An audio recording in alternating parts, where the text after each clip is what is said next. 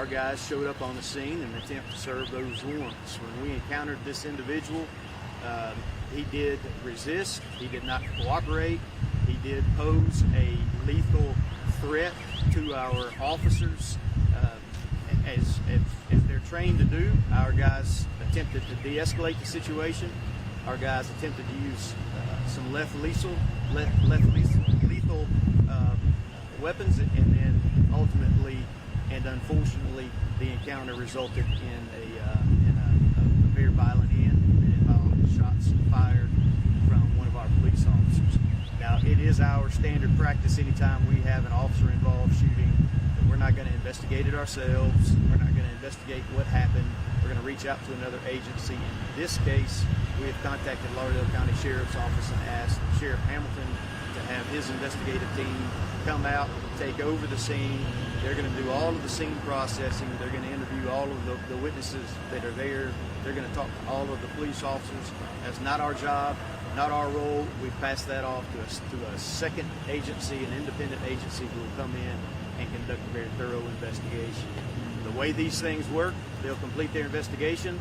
They'll present the findings to the Lauderdale County DA's office, and the Lauderdale County DA is the one who makes the final decision on what happens at this point.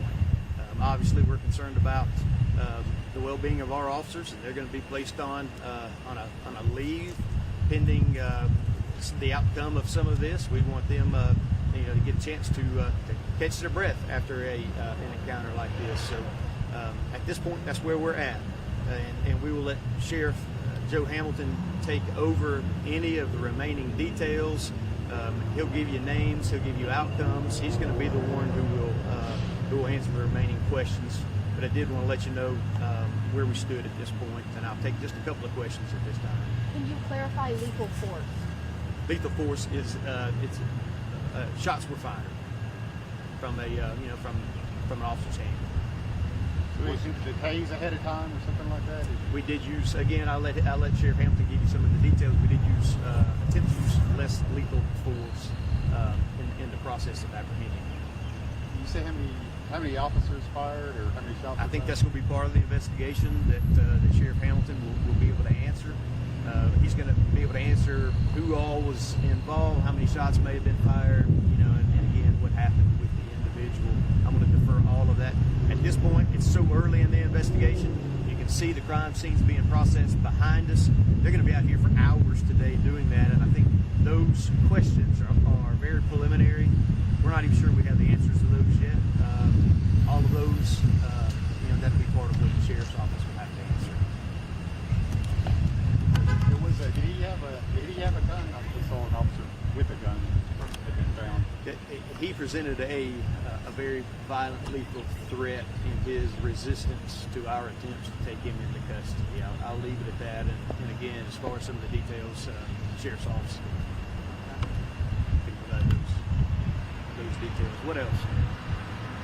It happened behind the house, right? It's in the backyard of 210 North Walnut Street. That's right. And just to clarify one more time, your officer is okay? All of the Florence police officers that were present at the scene are okay. And again, that's we're reminded once again, law enforcement, where we hope it's a profession where we're able to come out and improve the quality of life in the community and help people. At the same time, in a moment's notice, that same job where we're trying to help somebody on one hand can turn very violent and deadly on the other hand. And there's no warning. Rarely is there a chance to plan and prepare ahead of time that that's going to happen. Today was another reminder of that. And that's why our folks, we try to equip them the best we can, train them the best we can, try to hire the best people that we can. And you have to understand they're making split-second decisions with very limited information. You can imagine some jobs, you have engineers design a machine or a computer that an engineer team put it together. It does the same function every day, and some of those machines still have a scrap rate or still have errors or still mess up from time to time. Here we have police officers who show up at a scene and there's multiple variables that can be present. It's an ever-changing environment. It's not a sterile environment. It wasn't put together and organized by some engineer. Everything moves and changes very quickly, and they have to adapt on the scene very quickly, gather the information that's present, evaluate it, and respond. And here's the thing in law enforcement: if you mess it up just one time in your career, that could be the end of your life.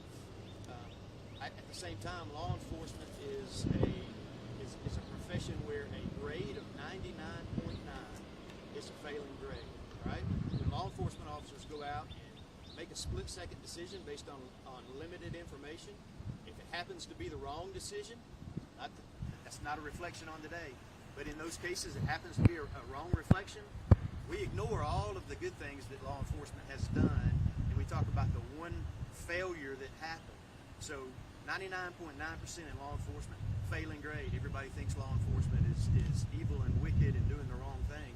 And it's hard for people to sign up and want to come out and be police officers, because they can go and do 50,000 calls in a year, and we have one encounter that goes bad, and you just think the whole force. The trend is that the whole force and everybody in law enforcement is bad, which is not the case. Today, they had to make a split-second decision, limited information, multiple variables happening all at the same time, and they made the best decision that they could. And it's up to somebody else to come in now and take all the time that they need, slow everything down, pause it frame by frame, and see if these officers made the right decision. Why would somebody want to be in law enforcement today when that's the standard? And yet these are the men and women who show up because they want to improve this community. And I'll just be honest with you, the men and women of law enforcement today, whether it's Florence or anywhere else, are truly my heroes and people I look up to, and I'm honored to work and serve among them. Thank you all very much. I'll leave any further updates to share, family. Thank you, Chief. Good job. If I would have had a hand free, I would have applauded you just then.